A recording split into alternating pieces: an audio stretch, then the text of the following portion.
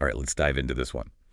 Today we're going deep on the 1988 horror classic Child's Play.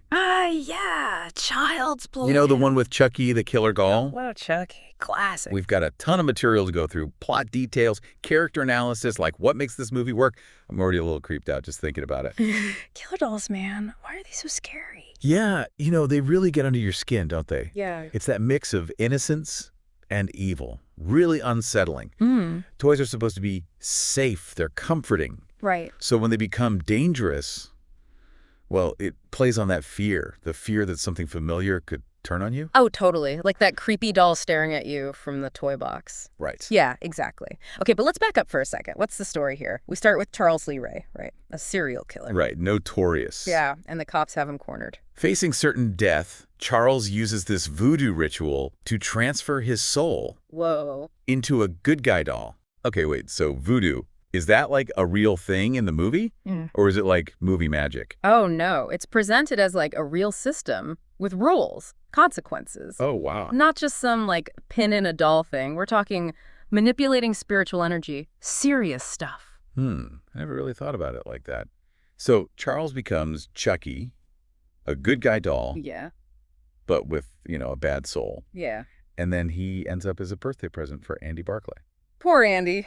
Talk about bad luck. Really? But it's brilliant for a horror movie. You've got the innocent kid, the unsuspecting family, and this, like, evil lurking in plain sight. They call him a good guy doll. That's pretty dark. Yeah, it's like the ultimate betrayal, isn't it? Yeah. And then poor Andy figures out pretty quickly that this is not a friendly toy. His world is flipped upside down.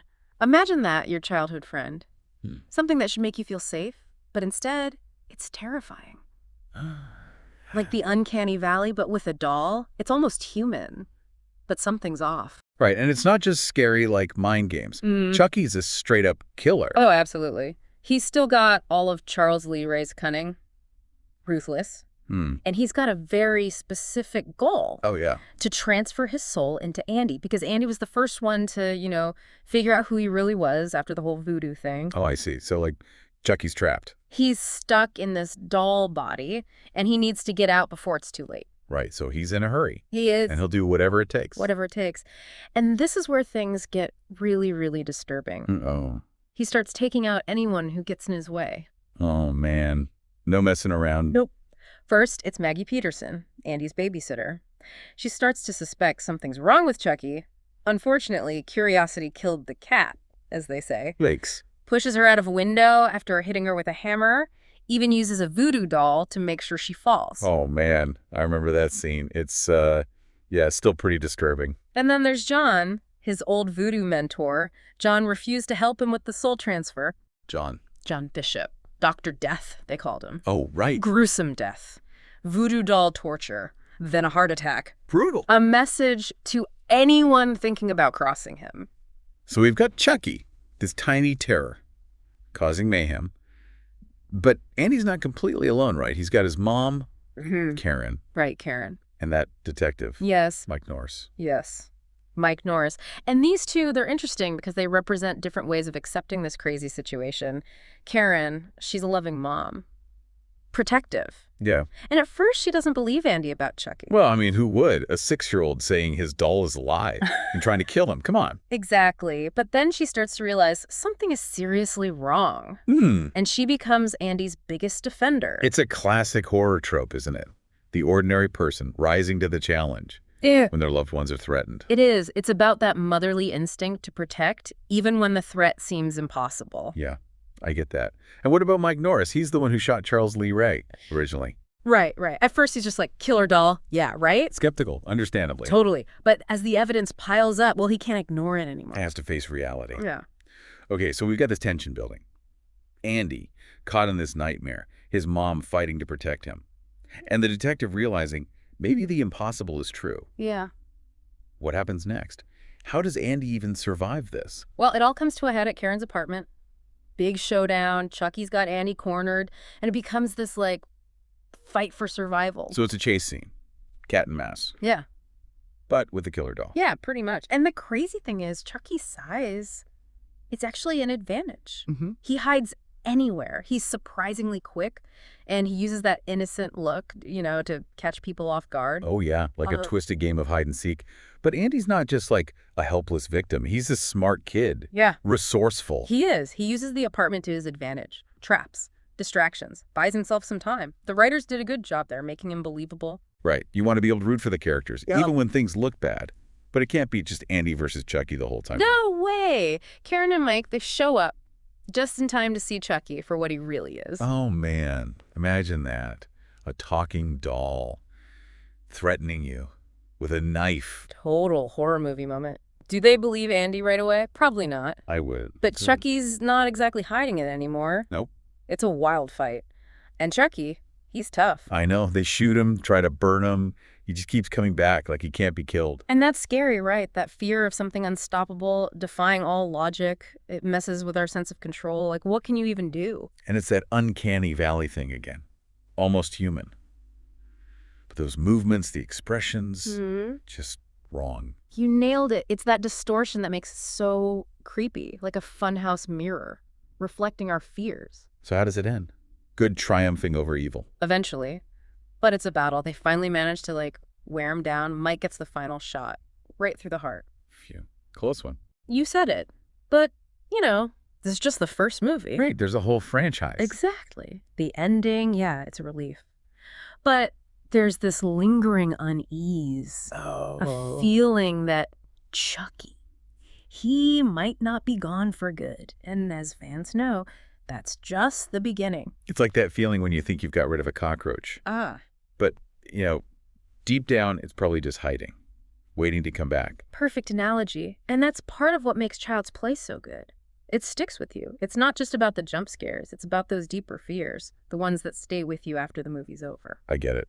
Okay, so we've talked about the plot, the characters, the scary parts. But what about the bigger picture? Why has this movie stuck around for so long? Why is it more than just, a slasher film? Well, I think it's a few things. First, those primal fears, fear of the unknown, fear of losing control, the familiar turning dangerous. Everyone's got those fears, right? It's universal. So the movie's like giving a voice to those fears. Yeah. Making them real, which is terrifying, but maybe also kind of cathartic. Yeah, maybe. But it's also just a well-made movie. The characters, even though they're archetypes, you still care about them. Right.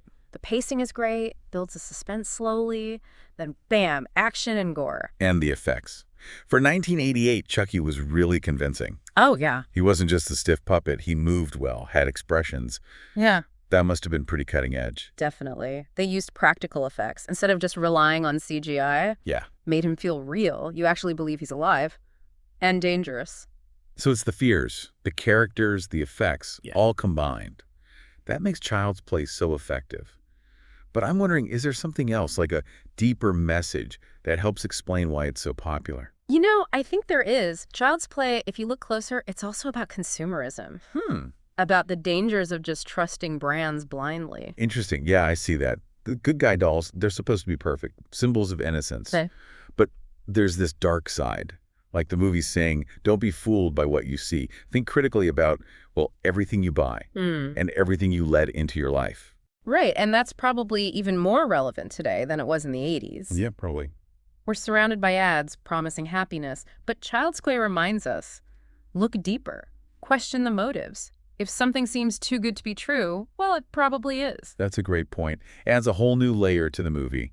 So it's not just a killer doll. It's about the potential for evil hiding in plain sight, in the things we trust, the things we bring into our homes. Exactly, and that's what makes Child's Play such powerful horror. It reflects our own anxieties, our vulnerabilities, in a world where it's hard to tell what's real and what's just an illusion. Well said. Okay, let's hear from the listeners. What about your experiences with the movie? What stood out to you? A scene, a character, a theme that you connected with? For me, it's Karen's story that always stuck with me. She's a single mom just trying to raise her son, and then bam, this crazy situation. It's a total nightmare. Birthday parties, and then suddenly you're fighting a possessed doll for your kid's life. And everyone thinks she's nuts for believing Andy. But she never gives up on him. Trusts her gut, that motherly instinct, even when it seems impossible. Yeah. It's about believing the people you love, especially kids. Even when their stories sound crazy. We don't always give kids enough credit, for how much they pick up on. Exactly. Like, Child's Play is saying, listen to them, take their fears seriously. Sometimes the craziest stories are the ones we need to hear the most. Sometimes the things that scare us most are the ones we gotta face. And Karen, she's scared, but she finds the strength to deal with it. She does. It's like maternal strength, resilience, facing down this crazy terror. And she's not like a superhero, just an ordinary woman, but she steps up because she loves her son. Yeah. Heroism isn't always flashy. Sometimes it's about that quiet courage, believing in someone, protecting them, even when the whole world says you're wrong. Brings us back to that question. Could you convince people if you were in that situation? It's scary to think about. How do you prove something like that when it goes against, like, everything we think is possible? It's a big part of horror, but it's also, like, a human thing. We all have moments where we doubt what we see, what we hear. And it's even harder when you're talking about, a killer doll. You have to suspend your disbelief just to wrap your head around it. You do. Child's Play makes us face that gap between what we think is real and what we're seeing right in front of us. How far would you go to prove your truth when no one believes you? It's a good question. About trusting your gut, speaking up, fighting for what you believe in, even when it seems hopeless. And sometimes that's all it takes. One voice, a little bit of courage, to shine a light on the darkness, show people what's really going on. There's a message of hope in there somewhere in Child's Play, even with all the horror. I never thought of it like that, but you're right. It's about choosing how we react to fear, choosing courage, fighting for what matters. And on that note, I think we've reached the end of our deep dive. Yeah, it's been quite a journey. We covered a lot. The plot, the characters, the themes, and how the movie has impacted our culture. But more than that, we got into those deeper fears, the questions that make Child's Play more than just a horror flick. It keeps people coming back because it speaks to those deep fears, our weaknesses, and how we react to the unknown, whether we're brave or we try to ignore it. So we'll leave you with those questions. Keep your eyes open, be aware, and maybe, just maybe, give that creepy doll a second thought. Thanks for joining us for this deep dive. Until next time, stay curious and stay safe. Rocking lobsters rise up tall, pincers flashing, hear that call. Sandy shores, their new domain.